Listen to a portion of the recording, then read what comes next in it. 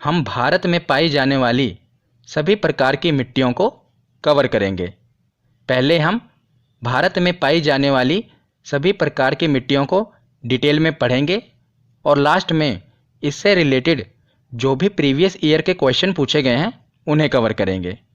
तो हो सकता है ये वीडियो थोड़ी लंबी बने, पर आप पेशेंस के साथ वीडियो को पूरा एंड तक ज़रूर देखना, क्योंकि अगर आप यहाँ पर अपना टाइम इन्वेस्ट कर रहे हैं तो वीडियो के ख़त्म होने के बाद आपको इसका फ़ायदा ज़रूर देखने को मिलेगा। और मैं आपको विश्वास दिलाता हूँ कि अगर आप वीडियो को पूरा एंड तक देखते हैं और लास्ट में प्रीवियस ईयर के क्वेश्चन सोल्व करते हैं तो आपका इस टॉपिक से क्वेश्चन गलत नहीं होगा और आपको इस वीडियो से बाहर क्वेश्चन देखने को नहीं मिलेगा। तो चलिए बिना देरी किए हुए वीडियो को शुरू करते हैं। तो चलिए वीडियो की शुरुआत करते हैं और सबसे पहले देखते हैं मिट्टी, जिसे मृदा कहा जाता है, इसकी डेफिनेशन क्या है। तो मृदा भूमि पर पाई जाने वाली दानेदार परत है जिसका निर्माण मूल रूप से चट्टानों के विखंडित होने, उनमें वनस्पति व जीवों के सड़ने गलने तथा जलवायु की क्रिया से निर्मित अम्लीय पदार्थों से लाखों वर्षों की प्रक्रिया के बाद मृदा का निर्माण होता है। जो आप पृथ्वी के धरातल पर देखते हैं दानेदार परत, वही मृदा कहलाती है और इसका निर्माण चट्टानों के टूटने फूटने और जो पेड़ पौधे होते हैं, जानवर होते हैं, इनके गलने सड़ने के बाद जो इनका अंश बचता है, इससे मिलकर मृदा का निर्माण होता है। और मिट्टी के अध्ययन के विज्ञान को मृदा विज्ञान कहते हैं। ये इंपॉर्टेंट है। हिंदी में तो आसान ही है कि इसे मृदा विज्ञान कहते हैं, पर कई बार ये इंग्लिश में पूछ लिया जाता है। तो मिट्टी के अध्ययन के विज्ञान को इंग्लिश में पेडोलॉजी कहते हैं। याद रखिएगा, क्या कहते हैं? पेडोलॉजी। तो इसे आप कैसे याद रख पाएंगे? देखिए इसकी शुरुआत कैसे हो रही है। अगर आप पहले 3 वर्ड देखें तो PED पेड़, तो आपको पता है पेड़ पौधे कहाँ पर होते हैं? तो मिट्टी में ही होते हैं। तो पेडोलॉजी के पेड़ से आप याद रख पाएंगे कि ये मृदा में ही होते हैं, जिसे पेडोलॉजी कहते हैं। तो आगे है, भारतीय कृषि अनुसंधान परिषद ने भारत की मिट्टियों को 8 वर्गों में विभाजित किया है। याद रखिएगा कि जो भारतीय कृषि अनुसंधान परिषद है, इसने भारत में पाई जाने वाली सभी प्रकार की मिट्टियों को 8 वर्गों में विभाजित किया है। तो ये सभी 8 वर्गों को हम अभी डिटेल में पढ़ेंगे। सबसे पहले हम देख लेते हैं कि ये कौन कौन से वर्ग हैं। तो सबसे पहला है कि भारत में जलोढ़ मिट्टी पाई जाती है, दूसरी है काली मिट्टी, तीसरी लाल मिट्टी, चौथी है लेटराइट मिट्टी, पांचवी है पर्वतीय मिट्टी, छठी दलदली मिट्टी, सातवीं मरुस्थलीय मिट्टी और आठवीं लवणीय मिट्टी। तो ये 8 प्रकार की मिट्टियाँ भारत में पाई जाती हैं।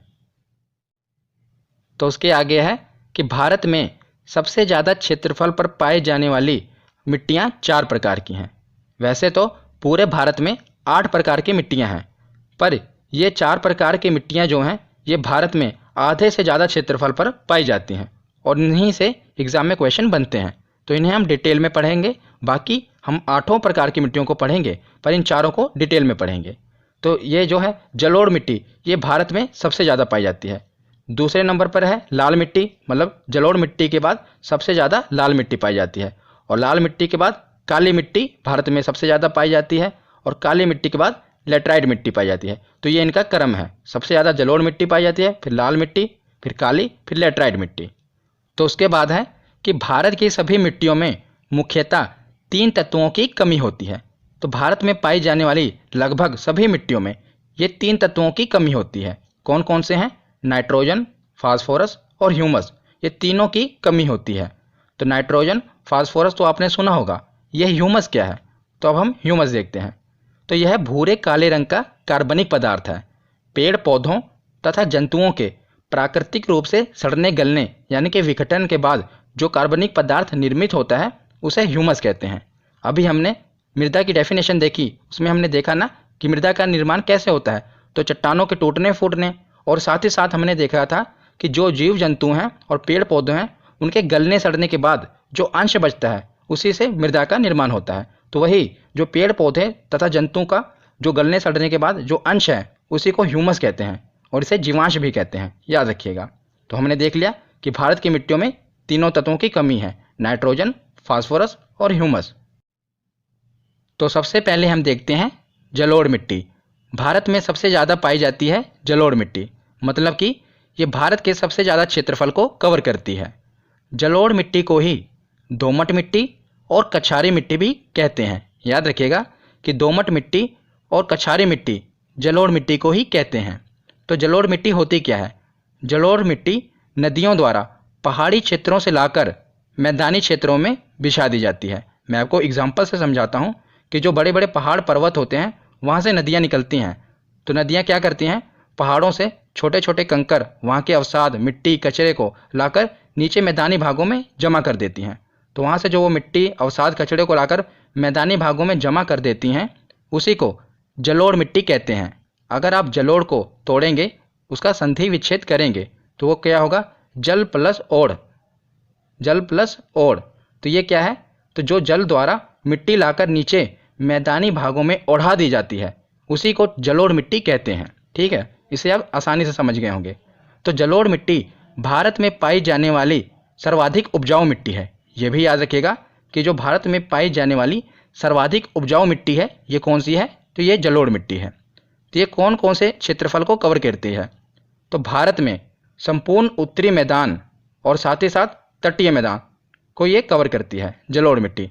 संपूर्ण उत्तरी भारत को, मतलब कि उत्तरी मैदान को, और साथ ही साथ तटीय मैदान को ये कवर करती है। और इसमें क्या प्रचुरता होती है, मतलब इसमें अधिकता क्या देखने को मिलती है? तो चूना तथा पोटाशियम इसमें प्रचुर मात्रा में पाया जाता है। याद रखिएगा, चूना तथा पोटाशियम। और इसमें कमी किसकी होती है? तो मैंने आपको शुरुआत में ही बताया था कि भारत में लगभग सभी मिट्टियों में नाइट्रोजन, फास्फोरस और ह्यूमस की कमी होती है। तो इसमें भी यही कमी है। तो आगे है, ये मिट्टी धान की खेती के लिए काफ़ी अच्छी मानी जाती है, क्योंकि ये काफ़ी उपजाऊ मिट्टी है। तो ये धान की खेती के लिए काफ़ी अच्छी मानी जाती है। और साथ ही साथ गेहूँ, मक्का, तिलहन, आलू की खेती भी इसमें की जाती है। तो आगे हम देखते हैं कि जलोढ़ मिट्टी दो प्रकार की होती है। तो अभी हमने जलोढ़ मिट्टी के बारे में समझा। तो ये जो जलोढ़ मिट्टी होती है, ये दो प्रकार की होती है। बहुत ही इंपॉर्टेंट है, कई बार एग्जाम में पूछा गया है। एक प्रकार को कहते हैं बांगर और दूसरे को कहते हैं खादर। तो ये जलोढ़ मिट्टी के ही प्रकार हैं। तो इसे बांगर और खादर क्यों कहते हैं? बांगर यानी कि जो पुरानी जलोढ़ मिट्टी होती है उसे बांगर कहते हैं, और खादर जो नई जलोढ़ मिट्टी होती है उसे खादर कहते हैं। तो इसे आप ऐसे भी याद रख सकते हैं कि जो पुरानी चीज़ें होती हैं उसे हम भंगार कहते हैं ना, भंगार। तो उसी से आप रिलेट करेंगे बांगर, तो इसे पुरानी जलोढ़ मिट्टी कहते हैं। तो बांगर और खादर क्या होता है, ये मैं आपको एक और एग्जाम्पल से समझाता हूँ ताकि आपको और क्लियर हो जाए। तो जो ये आप मैप देख रहे हैं, ये है बिहार का मैप। आपको पता है कि बिहार में हर साल बाढ़ आती है। बाढ़ क्यों आती है? क्योंकि नेपाल द्वारा ऊपर से पानी छोड़ दिया जाता है, जिस कारण ये जो आप एरिया देख रहे हैं डार्क ग्रीन, ये हर साल बाढ़ से प्रभावित रहता है। तो हर साल बाढ़ से प्रभावित रहता है। तो यहाँ पर क्या होता है, हर साल नदियों द्वारा मिट्टी लाकर बिछाई जा रही है। तो इसे हम कहेंगे खादर, क्योंकि यहाँ पर नई जलोढ़ मिट्टी आ रही है ना, हर साल बाढ़ से ये एरिया प्रभावित रह रहा है। तो नेपाल द्वारा, मतलब वहाँ के नदियों द्वारा मिट्टी लाकर यहाँ पर बिछाई जा रही है, तो इसे नई जलोढ़ मिट्टी कहेंगे। और बाकी का ये एरिया जो आप देख रहे हैं, ये पैरेट ग्रीन, ये एरिया हर साल बाढ़ से प्रभावित नहीं रहता। कई कई बार क्या होता है, 5-7 सालों बाद, कि भारत की नदियाँ भी उफान पर हैं, यहाँ पर भी पानी पूरा लबालब भरा हुआ है, और ऊपर से नेपाल भी पानी छोड़ देता है। तो जिस कारण क्या होता है कि ये पूरा का पूरा उत्तर बिहार बाढ़ से प्रभावित हो जाता है। तो ये एरिया तो हर साल प्रभावित हो ही रहा है, पर ये एरिया भी प्रभावित हो जाता है इसके साथ साथ। तो इससे हम कहेंगे बांगर, क्योंकि हर साल ये प्रभावित नहीं हो रहा है। अब एक साल बाद, मतलब 5 साल बाद प्रभावित हुआ, फिर उसके 7-8 साल बाद फिर प्रभावित हुआ, तो इसे हम कहेंगे पुरानी जलोढ़ मिट्टी, बांगर। पर ये एरिया जो है ये हर साल बाढ़ से प्रभावित हो रहा है। हर साल यहाँ पर नदियों द्वारा मिट्टी बिछाई जा रही है, जिससे हम कहेंगे नई जलोढ़ मिट्टी, तो इसे हम कहेंगे खादर। तो आशा करता हूँ आपको एग्जाम्पल से क्लियर होगा कि जो हर साल एरिया बाढ़ से प्रभावित रहे, जहाँ पर नदियों द्वारा मिट्टी लाकर बिछाई जाए, उसे हम नई जलोढ़ मिट्टी कहेंगे, खादर कहेंगे। और जो एरिया इससे दूर हो, मतलब हर साल बाढ़ से प्रभावित ना हो, उसे हम कहेंगे बांगर। तो जलोढ़ मिट्टी के बाद अब हम देखते हैं काली मिट्टी। तो काली मिट्टी का निर्माण बेसाल्ट चट्टानों के टूटने फूटने से होता है। याद रखिएगा, वेरी इंपॉर्टेंट, कि जो काली मिट्टी है इसका निर्माण बेसाल्ट चट्टानों के टूटने फूटने से होता है। तो बेसाल्ट चट्टानें क्या होती हैं, ये मैं आपको बताता हूँ। तो लाखों साल पहले क्या हुआ, जो ये प्रायद्वीपीय भारत है, मतलब कि दक्षिण भारत है, यहाँ पर इस रीजन में ज्वालामुखी का विस्फोट हुआ। तो ज्वालामुखी का विस्फोट हुआ तो जो उसका लावा है ये पूरा इस एरिया में फैल गया। जहाँ पर आप देखते हैं काली मिट्टी पाई जाती है, इस एरिया में फैल गया। तो जो ज्वालामुखी का विस्फोट हुआ, उसके बाद उसमें से लावा निकला। तो वही लावा जब ठंडा हो गया, ठंडा होकर जम गया, तो उसी से बेसाल्ट चट्टानें बन गईं। तो लावा जब ठंडा हुआ, ठंडा होने के बाद जम गया, तो उसी से बेसाल्ट चट्टानें बनी। अब यही बेसाल्ट चट्टानें जब टूटती फूटती हैं तो उन्हीं से काली मिट्टी का निर्माण होता है। तो ज्वालामुखी के विस्फोट से बेसाल्ट चट्टानें बनी और उन्हीं बेसाल्ट चट्टानों के टूटने फूटने से काली मिट्टी का निर्माण हुआ। इसीलिए मैंने यहाँ पर बताया आपको कि बेसाल्ट चट्टानों के टूटने फूटने से काली मिट्टी का निर्माण हुआ है, ये इंपॉर्टेंट है। तो काली मिट्टी को रेगुर मिट्टी, कपास की मिट्टी और लावा मिट्टी भी कहते हैं। तो लावा मिट्टी इसे क्यों कहते हैं? क्योंकि इसका निर्माण लावा से ही हुआ है, इसीलिए इसे लावा मिट्टी भी कहते हैं। और कपास की मिट्टी क्यों कहते हैं? क्योंकि काली मिट्टी में ही कपास की खेती की जाती है, इसीलिए इसे कपास की मिट्टी कहते हैं। इस मिट्टी का काला रंग टिटेनीफेरस मैग्नेटाइट की उपस्थिति के कारण होता है। तो कई बार एग्जाम में पूछा गया है कि काली मिट्टी का रंग काला क्यों होता है? क्योंकि इसमें उपस्थित होता है टिटेनीफेरस मैग्नेटाइट। तो इसे आप याद कैसे करेंगे? इसमें वर्ड है ना मैग्नेटाइट, तो आपने देखा होगा मैग्नेट को, मैग्नेट ब्लैक कलर का होता है ना, आपने राउंड मैग्नेट को देखा होगा, ये वाला, ये ब्लैक कलर का होता है। तो इसी से आप रिलेट करेंगे, इसमें वर्ड है टिटेनीफेरस मैग्नेटाइट। मैग्नेट कौन से कलर का होता है? तो ब्लैक कलर का होता है। तो इससे आपको पता रहेगा कि काली मिट्टी में मैग्नेटाइट उपस्थित होता है, जिसके कारण इसका रंग काला होता है। ये तो ट्रिक है। उसके बाद हम देखते हैं कि काली मिट्टी किस किस क्षेत्र में फैली हुई है। तो यह है मध्य प्रदेश, गुजरात, महाराष्ट्र, उत्तरी कर्नाटक में फैली हुई है। और प्रायद्वीपीय भारत में काली मिट्टी सबसे ज़्यादा पाई जाती है। तो ये प्रायद्वीपीय भारत है ना, इसमें सबसे ज़्यादा कौन सी मिट्टी पाई जाती है? तो काली मिट्टी पाई जाती है। अगर हम बात करें कि काली मिट्टी का सबसे ज़्यादा विस्तार कहाँ देखने को मिलता है, तो ये महाराष्ट्र में देखने को मिलता है। याद रखिएगा कि काली मिट्टी का सबसे ज़्यादा विस्तार महाराष्ट्र में देखने को मिलता है। और काली मिट्टी में कपास की खेती के लिए बहुत ही उपयुक्त होती है, मतलब कि कपास की खेती काली मिट्टी में ही की जाती है। तो आगे हम देखते हैं कि काली मिट्टी को जुते हुए खेत की मिट्टी भी कहते हैं। याद रखिएगा, जो ये मैं आपको फैक्ट बता रहा हूँ ये सभी इंपॉर्टेंट हैं और एग्जाम में पूछे गए हैं। तो काली मिट्टी को जुते हुए खेत की मिट्टी भी कहते हैं। क्यों कहते हैं? इसका कारण क्या है? क्योंकि काली मिट्टी में जल सोखने की क्षमता अधिक होती है और जब इसके ऊपर धूप पड़ती है तो इसमें दरारें पड़ जाती हैं, जिस कारण इसे जुते हुए खेत की मिट्टी भी कहते हैं। तो जैसा कि आप इमेज में देख रहे हैं, ये काली मिट्टी है जिसमें क्या हुआ, दरारें पड़ गई हैं, जिस कारण ऐसा प्रतीत हो रहा है कि खेत की जुताई हुई है, पर नहीं, ये काली मिट्टी में दरारें पड़ने के कारण ये ऐसा लग रहा है कि जुते हुए खेत की मिट्टी है। तो याद रखिएगा, ये इंपॉर्टेंट है कि काली मिट्टी को ही जुते हुए खेत की मिट्टी कहते हैं। तो काली मिट्टी के बाद अब हम देखते हैं लाल मिट्टी। लाल मिट्टी प्रायद्वीपीय भारत के कम वर्षा वाले क्षेत्रों में पाई जाती है। तो भारत में जहाँ पर कम वर्षा होती है उन क्षेत्रों में लाल मिट्टी पाई जाती है। इस मिट्टी का लाल रंग फेरिक ऑक्साइड की उपस्थिति के कारण होता है। तो याद रखिएगा कि फेरिक ऑक्साइड की उपस्थिति के कारण ही मिट्टी का रंग लाल होता है। तो फेरिक ऑक्साइड लोहे का ऑक्साइड है, तो आपको पता होगा कि जब लोहे में जंग लगता है तो उसका रंग भूरा लाल हो जाता है। तो उसी प्रकार फेरिक ऑक्साइड जिस मिट्टी में होगा उस मिट्टी का रंग लाल हो जाएगा। इस मिट्टी में लोहा और सिलिका की अधिकता होती है। तो याद रखिएगा कि इसमें अधिकता किसकी होती है? तो लोहा और सिलिका की अधिकता होती है। और यह मिट्टी भारत में तमिलनाडु, आंध्र प्रदेश, नागालैंड, महाराष्ट्र, कर्नाटक के कुछ भागों में पाई जाती है। पर आपको ये सभी राज्य याद नहीं रखने, आपको याद क्या रखना है कि तमिलनाडु और आंध्र प्रदेश कि सबसे ज़्यादा इसका विस्तार तमिलनाडु और आंध्र प्रदेश में देखने को मिलता है।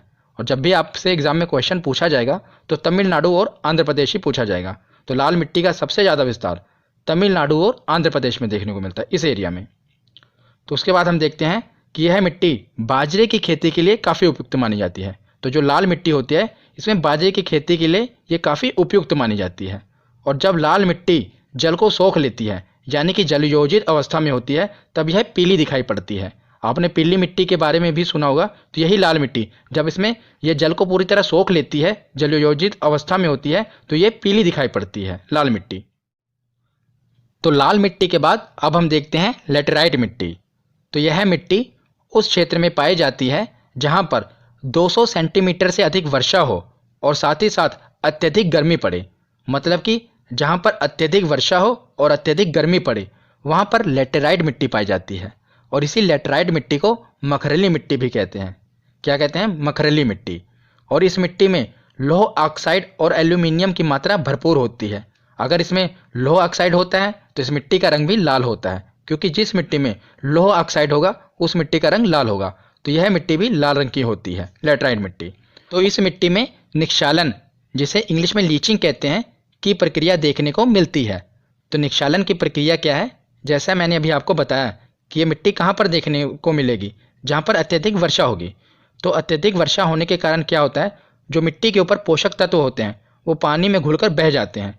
तो जिस कारण ये मिट्टी अत्यधिक उपजाऊ नहीं होती, क्योंकि इसके जो पोषक तत्व हैं वो जल में घुलकर बह जाते हैं। इसी को निक्षालन की प्रक्रिया कहते हैं।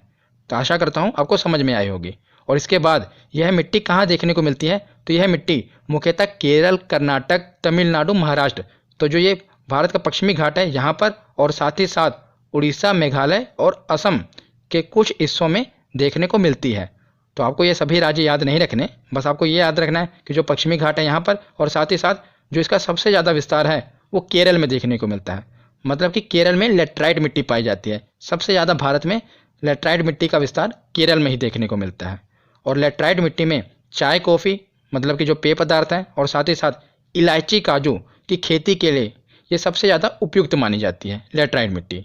तो इसके बाद है कि लेटराइट मिट्टी का उपयोग ईंट बनाने के लिए किया जाता है। काफ़ी इंपॉर्टेंट है, एग्जाम में कई बार पूछा गया है कि ईंट बनाने के लिए कौन सी मिट्टी उपयुक्त होती है। तो यह है लेटराइट मिट्टी। इसे तो और आप आसानी से याद रख पाएंगे। कैसे? क्योंकि लेटराइट के पीछे ही ईंट, आप देख रहे हैं ना, लेटराइट, इसी से बनती है ईंट। तो ये आप और आसानी से याद रख पाएंगे। तो लेटराइट मिट्टी के बाद अब देखते हैं लवणीय मिट्टी।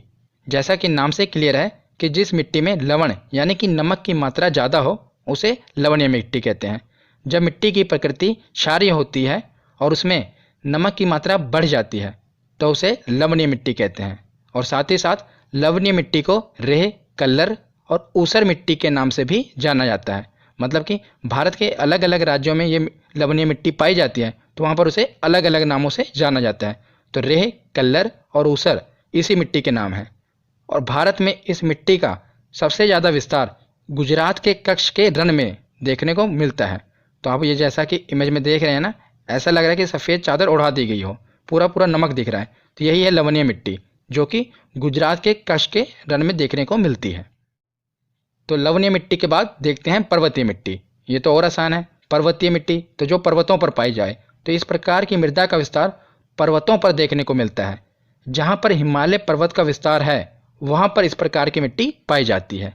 जैसा कि आप इमेज में देख रहे हैं, तो पूरा जो उत्तर भारत में हिमालय है ना फैला हुआ, वहाँ पर इस मिट्टी का विस्तार देखने को मिलता है। तो जैसा कि जम्मू कश्मीर, लद्दाख, हिमाचल प्रदेश, उत्तराखंड, सिक्किम, अरुणाचल प्रदेश, यहाँ पर इस मिट्टी का विस्तार देखने को मिलता है। पर्वतीय ढालों पर सेब, नाशपाती, चाय की खेती की जाती है। तो आपने सुना होगा कश्मीरी सेब के बारे में, बहुत फेमस है कश्मीरी सेब। तो पर्वतीय ढालों पर ही यानी कि पर्वतीय मिट्टी पर ही सेबों की खेती की जाती है। तो हमने 6 प्रकार की मिट्टियों के बारे में पढ़ लिया। अब बची 2 प्रकार की मिट्टियाँ, इन्हें भी देख लेते हैं। तो सबसे पहले है मरुस्थलीय मिट्टी। इस प्रकार की मृदा में नमी की कमी होती है और इसका विस्तार भारत में मुख्यतः राजस्थान, गुजरात, दक्षिण पंजाब और दक्षिण हरियाणा में देखने को मिलता है। तो मुख्यतः जो मरुस्थलीय मिट्टी है इसका विस्तार राजस्थान के एरिया में देखने को मिलता है। और मरुस्थलीय भूमि होने के कारण यहाँ पर खाद्यान्न उगाना संभव नहीं है, पर मोटा अनाज जैसे कि बाजरा, ज्वार और सरसों की खेती की जाती है। तो जो मरुस्थलीय मिट्टी है इसमें मोटा अनाज उगाया जा सकता है, जैसे कि बाजरा हो गया, ज्वार हो गया। तो यह है मरुस्थलीय मिट्टी। इसके बाद देखते हैं दलदली मिट्टी। दलदली मिट्टी का विकास अत्यधिक वर्षा और वनस्पतियों के सड़ने के कारण होता है। वनस्पतियाँ यानी कि पेड़ पौधों के सड़ने के कारण और उसी के साथ अत्यधिक वर्षा हो जाए जिस कारण कीचड़ सा हो जाता है, उसी को दलदली मिट्टी कहते हैं। और दलदली मिट्टी में ह्यूमस की मात्रा अधिक होती है।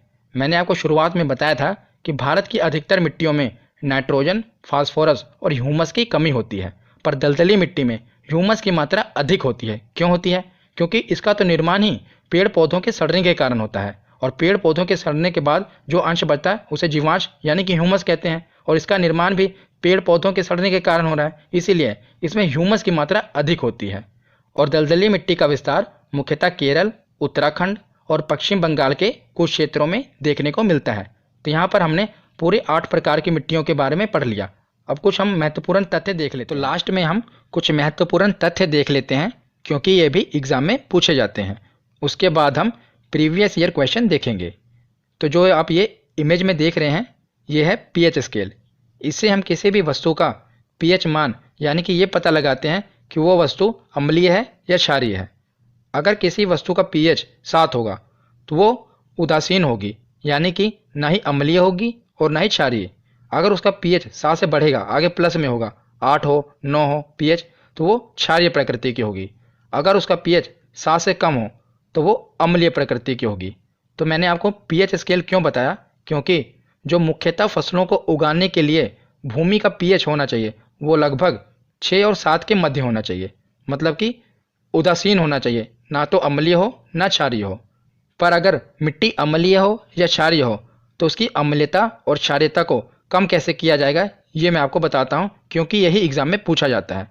तो अगर मिट्टी अम्लीय हो, पहले आप देख रहे हैं अम्लीय मिट्टी, अगर मिट्टी अम्लीय हो तो मिट्टी की अम्लीयता को कम करने के लिए चूने का उपयोग किया जाता है। और दूसरा है क्षारीय मिट्टी, अगर मिट्टी क्षारीय हो तो उसे क्षारीयता को कम करने के लिए जिप्सम का उपयोग किया जाता है। दोनों याद रखिएगा, अगर अम्लीय मिट्टी हो तो उसमें चूने का उपयोग किया जाता है अम्लीयता को कम करने के लिए, अगर क्षारीय मिट्टी हो तो जिप्सम का उपयोग किया जाता है उसकी क्षारीयता को कम करने के लिए।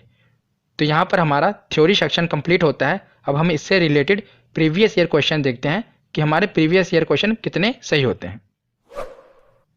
तो चलिए अब प्रीवियस ईयर क्वेश्चन देखते हैं कि हमारे कितने क्वेश्चन सही होते हैं। तो सबसे पहला क्वेश्चन है कि भारतीय कृषि अनुसंधान परिषद के अनुसार भारत में कितने प्रकार की मिट्टियाँ पाई जाती हैं। तो भारत में कितने प्रकार की मिट्टियाँ पाई जाती हैं, तो 8 प्रकार की मिट्टियाँ भारत में पाई जाती हैं। दूसरा प्रश्न है कि भारत की सर्वाधिक उपजाऊ मिट्टी कौन सी है। तो आप बताइए कि भारत की सबसे उपजाऊ मिट्टी कौन सी है, तो यह है जलोढ़ मिट्टी, ये भारत की सबसे उपजाऊ मिट्टी है। तीसरा प्रश्न है कि भारत के सर्वाधिक क्षेत्र पर किस प्रकार की मिट्टी का विस्तार पाया जाता है। तो मैंने आपको बताया था कि भारत का सबसे ज़्यादा क्षेत्रफल किस मिट्टी ने कवर किया है, तो यह है जलोढ़ मिट्टी। यही मिट्टी सबसे ज़्यादा उपजाऊ है और यही मिट्टी भारत के सबसे ज़्यादा क्षेत्रफल में पाई जाती है, तो याद रखिएगा। अगला प्रश्न है कि नवीन जलोढ़ मिट्टी को अन्य किस नाम से जाना जाता है। नवीन यानी कि नई जलोढ़ मिट्टी, तो नई जलोढ़ मिट्टी को कहते हैं खादर। बांगर किसे कहते हैं, भंगार से हम रिलेट करेंगे पुरानी मिट्टी को, तो जो नई है उसे हम कहेंगे खादर।